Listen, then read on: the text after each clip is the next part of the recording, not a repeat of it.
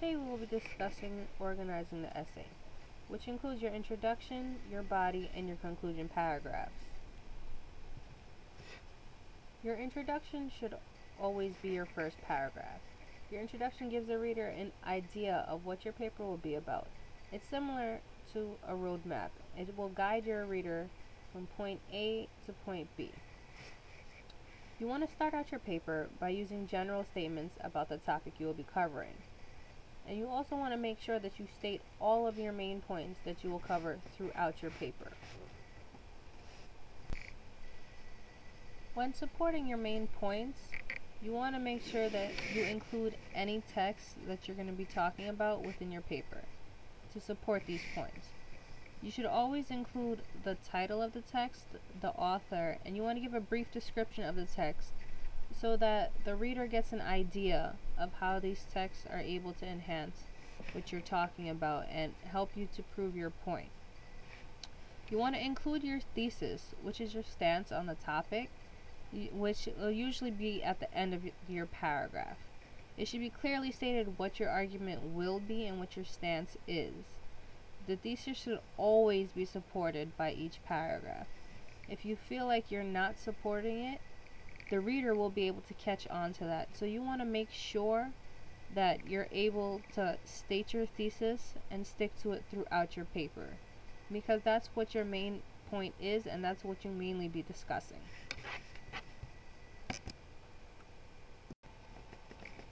Next, we have your body paragraphs. There needs to be a transition sentence between each paragraph to help the writing flow smoothly into the next point.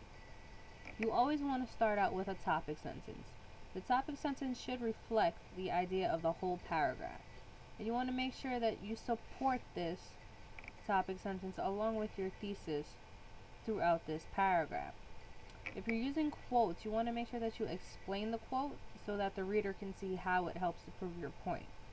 You want to avoid dropping a quote, which is when you're using a quote and you just put it there but you don't explain it. That can lead your reader to not understand where you're going with your point and cause them to be confused and lost throughout the rest of your paper.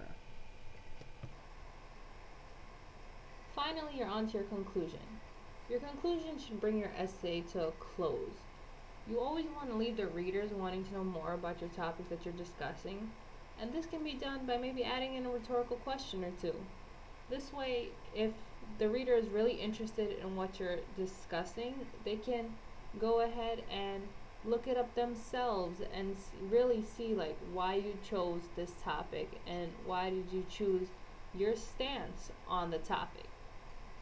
You want to avoid any new information within the conclusion, like quotes for example, because this will lead the reader to think that your paper is continuing on, and that'll cause confusion because while you're closing your paper, your reader is going to think your paper still has more to go, and this isn't somewhere where you want to be. You want to keep it so that the reader fully knows what's going on within your paper and can tell that your paper is about to come to an end. You want to make sure that you restate the topic that you're discussing and why it's so important. Let the reader know why you chose this part, why this is so important, and make sure they know that you have chosen your stance and you've proven it to the best of your ability. Finally, that's the end of this presentation. I want to leave you this one thing. The organization of your essay is key to your whole essay. If your reader cannot follow along with what you've said, then that's something bad, because then your reader won't understand what's going on within your paper, why you chose your point, and they could even get dissatisfied and not even finish reading your paper. You always want to make sure that the reader is able to fully understand what you're talking about and what you've been trying to prove throughout this essay without having to go and read everything that you've read and put into this paper. The reader is depending on you to understand what you're writing about. If they can't understand what you're writing about, then it was pretty much pointless. Well, not really pointless, but it pretty much defeated the purpose of them reading your paper if they didn't understand what was going on.